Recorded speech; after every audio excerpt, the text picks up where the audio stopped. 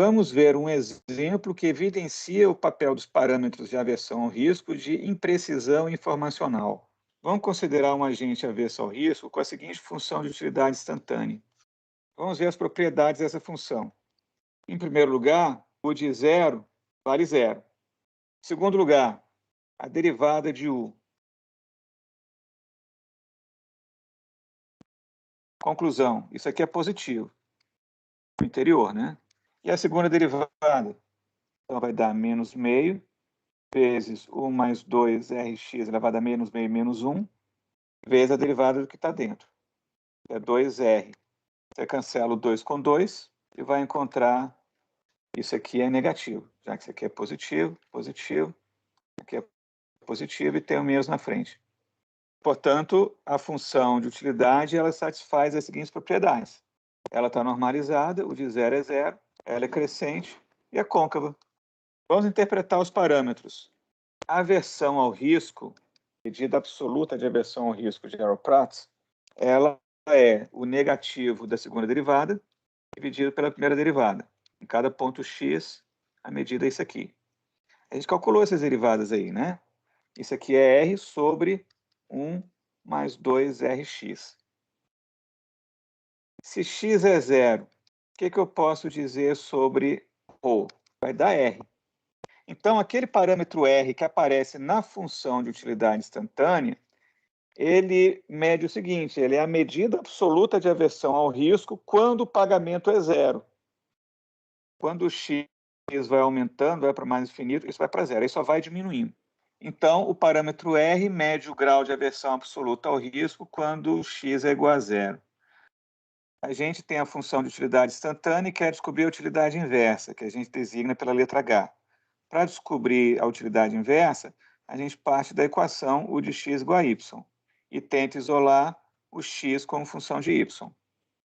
U de x é essa expressão que está aqui à esquerda. Isolando o x, a gente passa o r multiplicando, passa 1 para o outro lado, eleva ao quadrado dos dois lados. Portanto, x vai ser igual a 1 mais ry ao quadrado, menos 1, dividido por 2r. O quadrado vai ser 1 mais r2y2 mais 2ry menos 1, dividido por 2r. 1 você cancela com menos 1, e tem r em cima e embaixo. Pode cancelar esse r aqui com esse quadrado e esse r. Ou seja, o x vai ser igual a y mais r sobre 2, y quadrado. Portanto, a utilidade inversa vai ser o seguinte. Lembre que os pagamentos são dados pelas utilidades inversas em second best. Pela fórmula que a gente descobriu lá, isso aqui vai ser o barra em cima, mais r sobre 2, o barra em cima ao quadrado. E essa outra aqui vai ser o barra embaixo, mais r sobre 2, o barra embaixo ao quadrado. Portanto, a gente pode definir uma variável aleatória, que são as utilidades instantâneas em second best. O barra em cima é a utilidade do pagamento, estado bom, e o barra embaixo é a utilidade do pagamento no estado ruim, second best. Eu tenho um pagamento aleatório de second best. Logo, a gente tem os custos de indução do esforço alto em second best. A gente sabe que tem que ser o pagamento esperado. Isso aqui é pagamento esperado da variável aleatória, pagamento em second best. Você tem uma variável aleatória útil, que aparece aqui, ó, as suas realizações. Então, você pode definir essa variável aleatória da transferência como sendo o seguinte. Então, quando a gente calcula custo de indução de esforço alto em second best, que é o pagamento esperado, isso aqui é a esperança matemática da seguinte variável aleatória. Isso aqui é... Aqui você vai ter a média, mais r sobre 2. Segundo momento é a variância, mais o quadrado da média. Isso aqui tudo que a gente calculou, na verdade, é o custo de indução do esforço alto em second best. Como a restrição de participação é binding, isso aqui dá psi. Portanto, no lugar das esperanças matemáticas, a gente coloca psi. Então, o custo de indução do esforço alto em second best, que ele vai ser psi mais r sobre 2 vezes psi ao quadrado, mais R sobre 2 vezes a variância da utilidade aleatória. A variância de util é a média dos desvios quadráticos em relação à média. Então, você tem a realização da variável aleatória no estado bom, menos a esperança de util, que a gente sabe que é psi, isso aqui é o quadrado, mais 1 menos π1, vezes a realização no estado ruim, menos a média, que é psi, isso aqui é o quadrado. Agora, a gente escreve o que é o barra em cima. Isso aqui é a utilidade do pagamento bom. Isso aqui é psi mais 1 menos π1 sobre delta π vezes psi. Porque o pagamento no estado bom é a utilidade inversa disso aqui, ó. Então, usinho barra em cima nada mais é do que psi mais 1 menos π1 delta π vezes psi. Só que agora eu vou subtrair psi. Sim, eu vou elevar ao quadrado. Faço a mesma coisa para o lado de cá. O barra embaixo vai ser isso aqui, ó. Então, aqui a gente vai colocar psi menos π1 sobre delta π psi, e agora eu subtraio o psi que estava faltando, e elevo ao quadrado. A gente pode cortar esse psi com esse com esse, e aí vai ficar, se a gente puser em evidência π1, 1 menos π1, psi ao quadrado, delta π ao quadrado, o que a gente vai fatorar? 1 menos π1 do primeiro termo e o π1 do segundo. Isso aqui dá 1. O resultado é, portanto, o custo de second best para induzir o esforço alto, ele vai ser... Já o custo de indução do esforço alto em first best, a gente sabe que é o H de psi, que vai ser psi mais R sobre 2 vezes psi ao quadrado, porque é a forma funcional da função H que a gente encontrou. Esse é o problema principal, gente. Então, a gente tem um problema de agência. Vamos chamar esse custo de agência de kappa, que é também a perda de lucro esperado first best e second best, quando o principal implementa esforço alto, é definido assim, ó. O custo de agência é exatamente o prêmio de risco, né, que tem que pagar.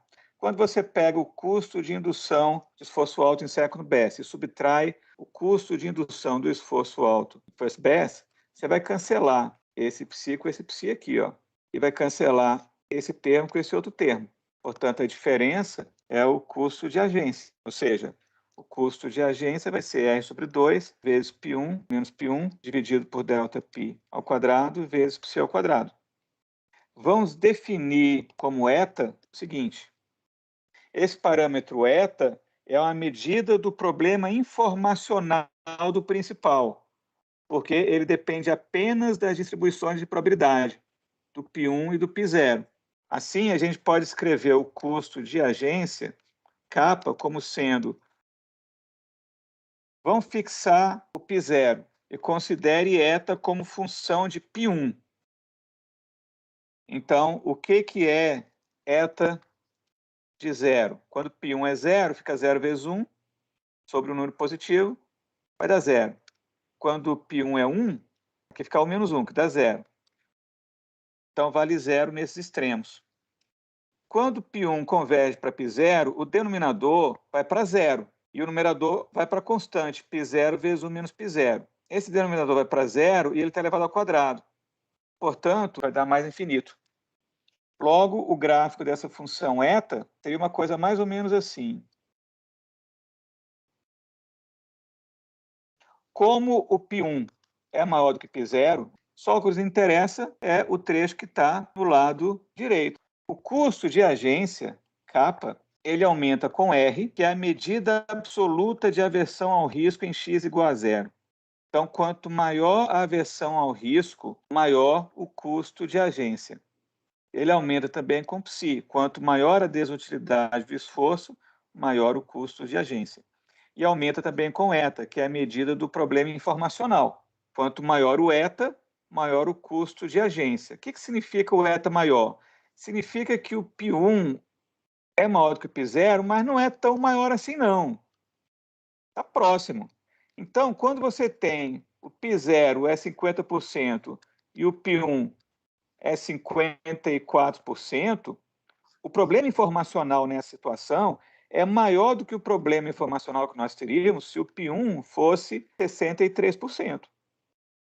Só mais uma observação para a gente concluir, que o limite da variância da utilidade quando o π1 converge para π0 por cima, isso aqui vai ser o limite quando π1 converge para π0 por cima. A variância, o que era?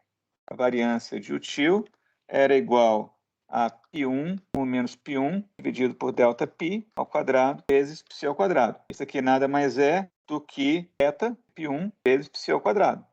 Então, aqui é eta de π1 vezes π ao quadrado. Quando o π1 vai para π0 por cima, como a gente vê no gráfico, está convergindo para cá, né? O eta explode, vai para mais infinito. Então, a variância aumenta. E o π2 é fixo, então isso aqui é mais infinito. Ou seja, quando o π1 ele é maior do que o π0, mas é próximo, o produto observado se torna um indicador pobre da performance. Então, o produto observado ele é um indicador bom da performance quando o esforço alto aumenta significativamente a probabilidade de sucesso. Para concluir, dado que nós temos as seguintes expressões, como já vimos, então, a diferença entre essas duas utilidades instantâneas, no estado bom e no estado ruim, fica esse termo menos esse baixo. Então, você vai somar, né? Isso aqui dá... Portanto, se o ΔΠ é positivo, mas é próximo de zero, então a diferença entre as utilidades instantâneas em século Bessa é muito grande. A dependência do custo de agência kappa em relação a eta mostra que o conteúdo informacional do produto observável tem papel importante no desenho do contrato ótimo. A gente está usando essa medida eta como medida do conteúdo informacional do problema. E com isso terminamos a nossa aula de hoje.